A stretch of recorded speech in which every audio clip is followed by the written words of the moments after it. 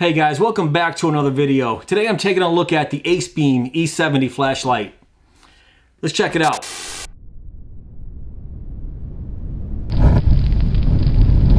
Alright, so let's take the ACEBEAM E70 out of the box here, and it also comes with a USB-C charger. Then right here we have a lanyard, and it looks like just a little carrying pouch right here. Right here we have some spare O-rings and then a bunch of warranty information that I'm gonna leave right there in the box. So let's give you guys a nice close-up of the ACEBEAM E70 right here. And while you guys are checking this out, let's talk about some of the features. So the ACEBEAM E70 has a maximum output of 4,600 lumens and has a max throw of 240 meters. That's 787 feet. And the peak beam intensity is 14,400 candela. Pushing out those 4,600 lumens is one XHP70.2 LED. It features 5 brightness modes and 2 special modes. And those 2 special modes are Moonlight and Strobe. And everything is operated with a single stainless steel tail switch. And inside we have a 5100 milliamp hour, 3.7 volt, 20 amp, 21700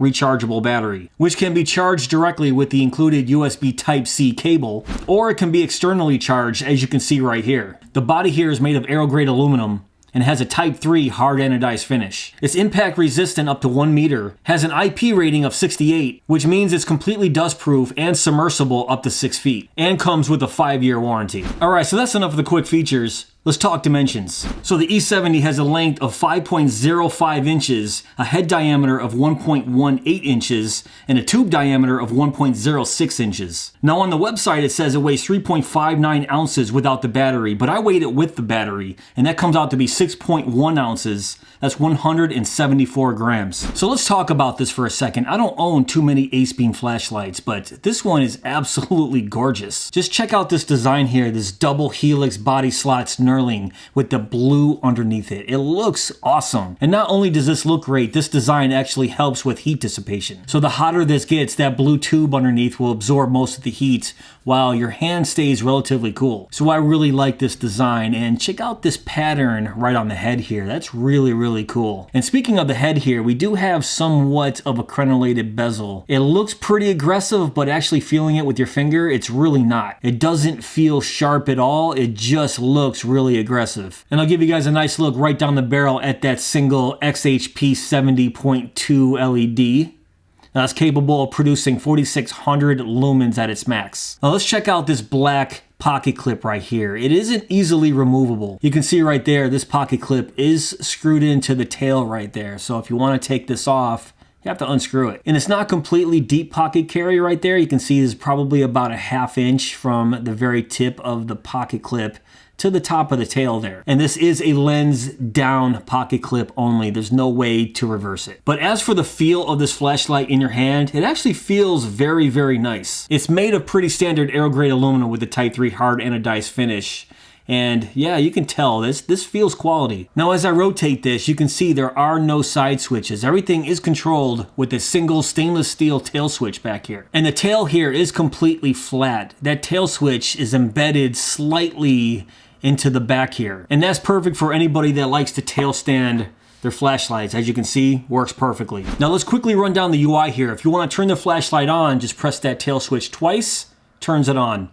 And if you want to turn it off, it's just a single press right off. I really like that double press on because it acts like a security feature. While you're carrying this in your pocket, you can't just accidentally turn it on. Because if I just press this button once, nothing happens. You have to press it twice pretty quickly to turn it on. And now let's get to our brightness level. So turn it on, and all you have to do is just hold it down while it's on.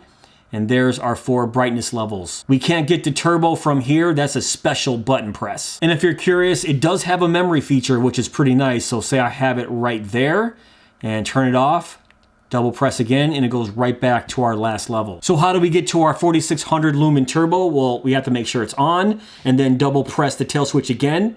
There's our maximum turbo. And then double press again to get right back to our last brightness level. Now let's get to our last 2 special modes. To get to strobe, triple click, 1, 2, 3. There's strobe, sorry about that. And then if we want to get to moonlight, we just have to hold it down from off for about ½ a second, and there's our Moonlight mode. So even though I think it's a nice effective safety feature to double press this on, ACEBEAM still gave us a lockout mode just in case we are prone to double pressing this while it's in our pockets. And to do that, we have to hold down the tail switch past that Moonlight for about 5 seconds, and there we go. So now we're locked out. Pressing the button does absolutely nothing unless we want to hold it down for another 5 seconds. 2, 3, 4, 5, and there we go. So I think it's really nice that they gave us a lockout mode plus the security feature of having to press this button twice to activate it. So let's quickly run down the lumens and runtime. So as you can see right here, we have the Moonlight, low, mid 1, mid 2, high, turbo, and strobe. So I'm just going to concentrate on Moonlight, high, and turbo right here. As you can see, Moonlight is only 1 lumen, but that'll last for 11 days straight. And now let's check out high here. That's 1300 lumens, 3600 candela, has a throw of 120 meters and has a runtime of 1 hour and 45 minutes. And now our max turbo, 4600 lumens, our maximum 14,400 candela, has a throw of 240 meters, but our runtime says 1 hour and 30 minutes. Now, if you guys are familiar with flashlights, generally we will not get 1 hour and 30 minutes out of our max turbo setting. That time is usually turbo and our step down combined, which would be however long turbo would last, and then once it steps down, which would most likely be our 1300 lumen high. So if you guys have seen my flashlight videos before, you know I like to test how hot the head gets running on turbo for about 2 minutes. And then within that 2 minutes, I usually see a step down while I'm editing because I can quickly scrub through the footage. So I'm gonna see if we see any step down in that 2-minute heat test. So I'm gonna try to do this at the same time. So I'm gonna turn it on first and then double click for turbo and go. That's our 2 minutes right there, and I'll tell you, there's definitely a step down because that's a lot dimmer than when it started. I just can't tell you exactly when that happened because I couldn't exactly tell, but it's definitely dimmer. And the tip of the head right there is about 120.7 degrees. And right at the handle right there is about 102.2. So let me try that head again. Yeah, it's staying right around that 120 degree range. So that's actually not that bad. So, actually, it does feel pretty hot. I can't leave my fingers there for more than a couple seconds. But right here at the main body of the flashlight where you hold it, that feels perfectly fine, even at 100 degrees. So now it's time for the fun stuff. I'm gonna take this outside to my local park and show you guys some beam shots. That's enough talk, so let's go.